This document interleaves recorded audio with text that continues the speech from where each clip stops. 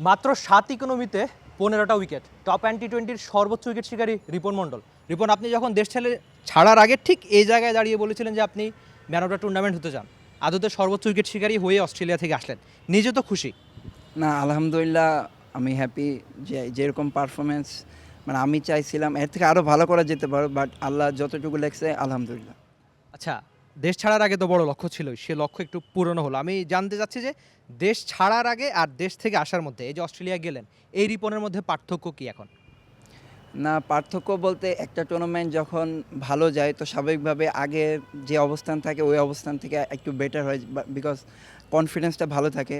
So আলহামদুলিল্লাহ এখন যে টুর্নামেন্ট বা আমাদের যে ক্যাম্প আছে, আমার টার্গেট থাকবে যে ল্যাকিংসগুলো আছে ওই ল্যাকিংসগুলো যাতে আমি পূরণ করে নেক্সট যে টুর্নামেন্টগুলো থাকবে ওগুলোতে যাতে আরও ইনশাল্লাহ ভালো করতে পারি, এই লক্ষ্য নিয়ে আমি আর কি এগোতে চাই। আর নতুন কি শিখলেন, বা বিগ ব্যাশের দলগুলোর সঙ্গে খেলার এক্সপিরিয়েন্সটা কেমন? না, আলহামদুলিল্লাহ ওদের যে প্যাটার্ন মানে ওদের আর কি রুম ছাড়া বল করতে, সব ব্যাটসম্যান তো চাই রুম দিতে, বাট ওরা একটু ডিফারেন্ট টাইপের। সো ওরা ভালো বলগুলো মাঝে মাঝে হিট করে। সো ওইখানে আপনি প্যানিক না হয়ে আমি আমার স্ট্যান্ডে ছিলাম। সো আমি কি পারি অতটুকুর মধ্যে আমি সীমাবদ্ধ ছিলাম, যে উইকেট থেকে পেস বাউন্স ওইটা নিয়ে না ভেবে সো আমি যেটা পারি আমি আমার বেসিক প্ল্যানই ছিলাম। সো এই জন্যই আলহামদুলিল্লাহ ওদের বিপক্ষে একটু সাকসেস পেয়েছি। বিগ ব্যাশের একটা ড্রাফটে আপনার নাম ছিল, তো তারপর থেকে এখন তো বিগ ব্যাশের দলের সঙ্গে খেললেন, নিজে সফল হলেন, মাত্র 7 ইকোনমিতে 15টা উইকেটও নিলেন। তো এখন মনে হচ্ছে কিনা যে বিগ ব্যাশটাও খেলা যাবে?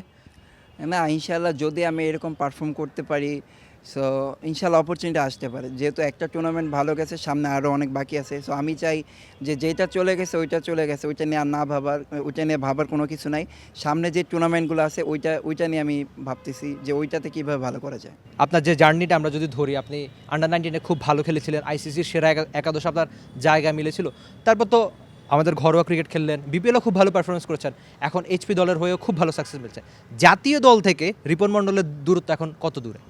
না, এটা আসলে দূরত্ব না, যারা ভালো খেলতেছে, যারা এখন পেস বলার আছে তারা সবাই আলহামদুলিল্লাহ অনেক ভালো খেলতেছে। আমরা যারা পাইপলাইন আছে তারাও আলহামদুলিল্লাহ ভালো করতেছে।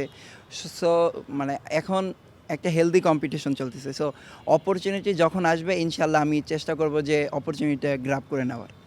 আর বিগ ব্যাশের দলগুলোর কোনো ক্রিকেটারের সঙ্গে কথা হয়েছে কিনা, কিংবা বাংলাদেশের কোনো তারকা ক্রিকেটার আপনার প্রশংসা করেছে কিনা, বা কাদের সঙ্গে কথা হয়েছে? না, ওইখানে যারা আমাদের কোচ ছিল, এসপি ম্যানেজমেন্ট ছিল, সিলেক্টর ছিল, সবার সাথে আলহামদুলিল্লাহ কথা হয়েছে, বাট স্পেশালভাবে ওইরকম কারোর সাথে কথা হয়নি। তরুণ পেসার হিসেবে অস্ট্রেলিয়ায় গিয়ে নিজের চাওয়াটা যেমন ছিল, ঠিক তেমনই পেলেন 15টা উইকেটে সর্বোচ্চ উইকেট শিকারী। তবে রিপন মণ্ডল লম্বা রেসের ঘোড়া হয়ে উঠতে চান, সেটা তিনি ঠিকঠাক করুক, সেটাই বোধ করি সবার চাওয়া। Rifat Emil, T sports, Dhaka. For more updates, subscribe to our YouTube channel and click on the bell icon. Follow us on Facebook and Instagram. Download T-Sports app to enjoy exciting games and highlights.